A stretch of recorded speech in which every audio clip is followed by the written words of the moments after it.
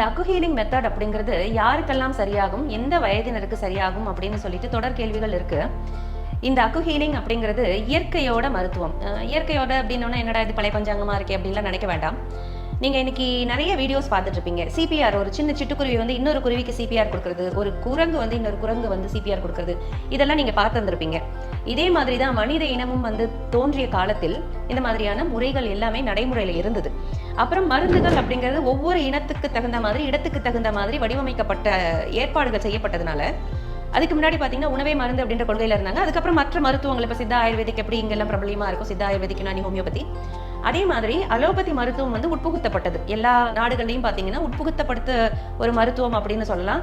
அதுதான் முதல்ல வந்து மாற்று மருத்துவமா இருந்தது. இன்னைக்கு என்ன பண்ணிட்டாங்க அப்படின்னா அலோபதியை முன்னுரிமை கொடுத்து மற்ற எல்லா மருத்துவத்தையும் மாற்று மருத்துவம்னு சொல்லிட்டாங்க. ஆக்சுவலா இதுதான் நாட்டு மருத்துவம், நம்ம நாட்டோட மருத்துவம். நம்ம நாட்டுக்கு இந்த தட்பவெட்ப நிலைக்கு என்ன சீதோஷ நிலைக்கு தேவையோ அதுக்கான மருத்துவங்கள் தான் அங்கங்க மருந்துகளா உற்பத்தி ஆகப்பட்டது. எந்தெந்த இடத்துல என்னென்ன கிடைக்குதோ அதை வச்சு மருத்துவம் பார்த்துட்டு இருந்தாங்க. இப்ப இந்த விஷயங்கள் எதுவுமே கிடைக்கலன்னு வச்சுக்கோங்க. ஃபார் எக்ஸாம்பிள், நம்ம வந்து இப்ப போற போக்க பார்த்தோம்னா முன்னாடிலாம் வந்து எத்தனையோ ஆயிரக்கணக்கான பாரம்பரிய அரிசி வகைகள் இருந்ததா சொல்லி கேள்விப்பட்டிருக்கோம். இப்ப கேள்விதான் பட்டுட்டு இருக்கோம். முன்னாடி இருந்த ஜென்ரேஷன் பார்த்திருப்பாங்க, உபயோகத்தும் இருப்பாங்க இல்லையா?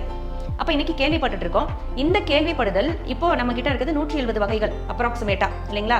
இன்னும் கொஞ்சம் நாள் போக போக பாத்தீங்கன்னா இந்த விளைச்சலே கிடைக்குமா அப்படிங்கிறது தெரியாது. ஏன்னா நம்மளோட நாட்டோட சீதோஷ நிலையா இருக்கட்டும், சீர்கேடுகளா இருக்கட்டும், நிறைய விஷயங்கள் நடந்துட்டு இருக்கு இல்லையா?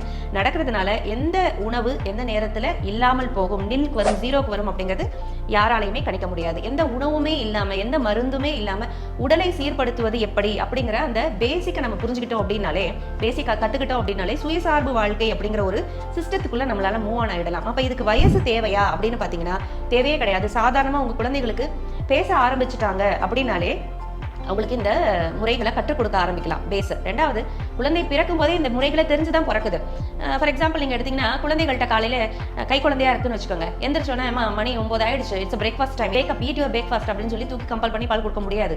அதே மாதிரி 12 1 மணி ஆயிடுச்சு, lunch time, you have to drink your lunch அப்படின்னு சொல்லி தூக்கி மடியில வச்சு பால் கொடுக்க முடியாது. அந்த குழந்தைங்க எப்போ பசிக்குதோ அப்பதான் வாயை திறந்து அழுவாங்க.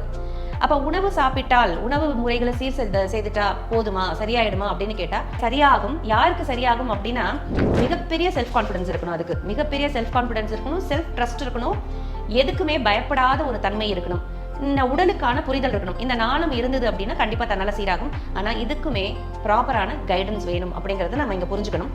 எல்லா வயதினருக்கும் இந்த மருத்துவம் அப்படிங்கிறது சாத்தியமான ஒரு விஷயம். இன்னைக்கு எல்லா வயதினர் அப்படின்னாலே நம்ம ஆல்ரெடி பார்த்தது தான். நடுத்தர வயது அப்படிங்கிறதே 60-70 வயசு அப்படிங்கிறது நடுத்தர வயதே. இந்த நடுத்தர வயதுக்கே இன்னைக்கு வந்து மனிதர்கள் இருக்கிறாங்களா அப்படிங்கிறது மிகப்பெரிய கேள்விக்குறியா தான் இருக்கு. அப்ப இந்த நடுத்தர வயது வரைக்கும் கூட, இன்னும் சொல்லப்போனா 100-120 வயது பிறந்த அன்றிலிருந்து இறக்கும் நாள் வரைக்கும் எல்லாருக்குமே இந்த மருத்துவம் மிகவும் உபயோகமான ஒரு விஷயம் அப்படிங்கிறதும், 100% குணமாக்கக்கூடிய ஒரு மருத்துவம் அப்படிங்கிறதும் தெரிஞ்சுக்கிட்டா போதும்.